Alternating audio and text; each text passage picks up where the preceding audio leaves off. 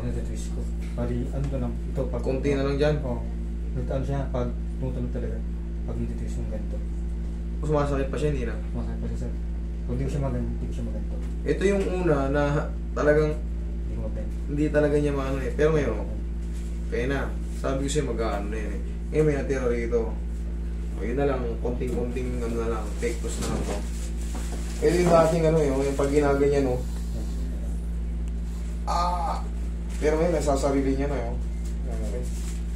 Kahit pa paano. Ayos na.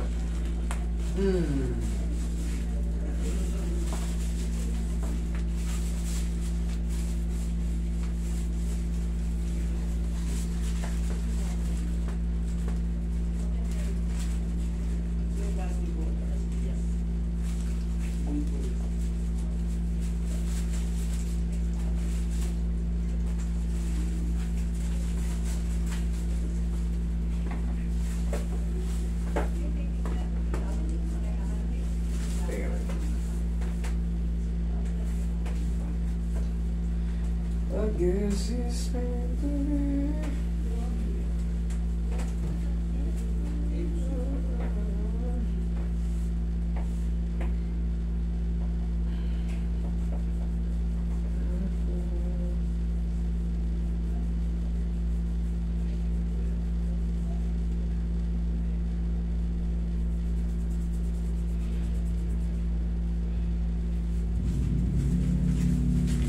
Kailan mo lang. Yan.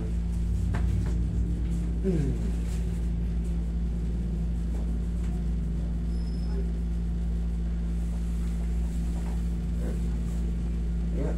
Wow mo. Tumutunog siya sir. Pag naka-hospital. Sakit? Hindi. Medyo masakit siya. Medyo? Pag punta siguro mga 6. 6. Lagpas kalate. Okay.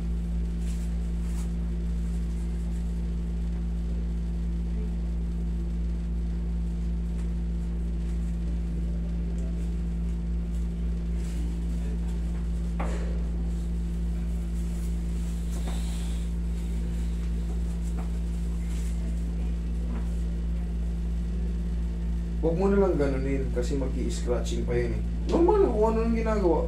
Kasi hindi naman natin ito normal na ginaganon talaga. Kumbaga normal na pumumuhay. Kung wala naman talagang kung di na siya masakit sa mga ganyan. Kada buhat natin, kada greetings natin, kada trabaho natin, maglalaman na yan. Maghihilom na yan. Ngayon kasi siyempre siguro na-scratch na yun. Bumabalik din naman yun. Kakapal din yun pagka sa tulong ng mga ginagawa natin day by day. Huwag mo lang talagang hanapin. Kasi pag ito sa akin, pag inaraw-araw, met-met, yan o. Pag hinahanap ko yung lumalagotok, mga ngawit. Pero kung wala, kahit bugbugan ako ito maghapon. Pero ito kaya sir, pagka, kasi parang medyo maga siya kung para sa kanin. Masakit ba to? Hindi naman. Dito. Dito. Hindi siya masakit.